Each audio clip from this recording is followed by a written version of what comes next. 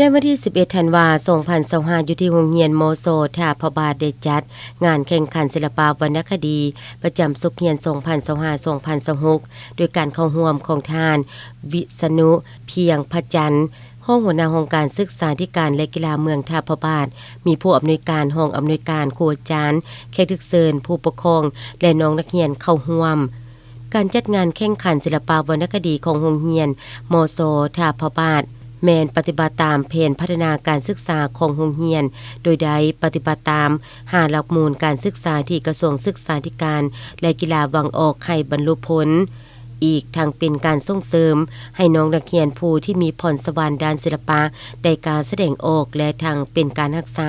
วัฒนธรรมอดีงามของชาติลาวไว้ให้ยาวนานในการแข่งขันแบ่งออกเป็น2ประเภทคือประเภทห้องเพลงและประเภทบทฟ้อนรวมหมู่หญิงชายซึ่งได้แบ่งออกเป็น2หุ้นคือหุ้นม.ต้นม.1 หาม.4 ประเภทห้องเพลงมีผู้เข้าร่วมทั้งหมด8น้องสามารถจัดอันดับได้ดังนี้อันดับที่1ได้แก่บทเพลงปิงไก่นาปงห้องโดยเท้าเกมบอนห้อง 1/1 อันดับที่2ได้แก่บทเพลงเกี่ยวสาวบริคำใส่ห้องโดยเท้าคำผู้วงห้อง 2/1 อันดับที่3ได้แก่บทเพลงต่างคนต่างซ้ำห้องโดยเท้าสุขสลามห้อง 4/1 ประเภทบทฟ้อนรวมหมู่หญิงชายมีผู้เข้าร่วมแข่งขัน7ทีมสามารถจัดอันดับได้ดังนี้อันดับที่1ได้แก่บทฟ้อนแววคำทูลาวห้อง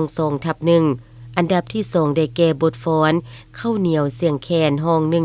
1/2 อันดับที่3ได้แก่บทฟ้อนทรงพรปีใหม่ห้อง 3/1 สำหรับหุ้นม.ปลายม.5 หาม.7 อันดับที่1ได้แก่บทเพลงประเทศลาวสวยงามห้องโดยนางศรีภาพรห้อง 5/1 อันดับที่2ได้แก่บทเพลงกุหลาบปากเซห้องโดยเท้าภูวาในห้อง 6/3 อันดับที่3ได้แก่บทเพลงงามเมืองลาวห้องโดยเท้าเจมส์สวัสดิ์ห้อง 6/1 ส่วนประเภทฟ้อนรวมหมู่หญิงชายมีผู้เข้าร่วมแข่งขัน8ทีมสามารถสรุปได้ดังนี้อันดับที่1ได้แก่บทฟ้อนต่ำเข้าสาวพวนห้อง 7/2 อันดับที่2ได้แก่บทฟ้อนหัตถกรรมจักสานห้อง 6/2 อันดับที่3ได้แก่บทฟ้อนยินดีต้อนรับเข้าสู่ประเทศลาวห้อง 6/1 หลังจากนั้นในตอนบ่ายของวันเดียวกันก็ยังได้มีการแข่งขันถามตอบคำถามวิทยาศาสตร์โดยอิงใส่8วิชาหลักของการเรียนการสอนโดยเริ่มแต่ชั้นม.1 หาชั้นม.7 ซึ่งสามารถจัดอันดับได้ดังนี้อันดับที่1ได้แก่ห้องม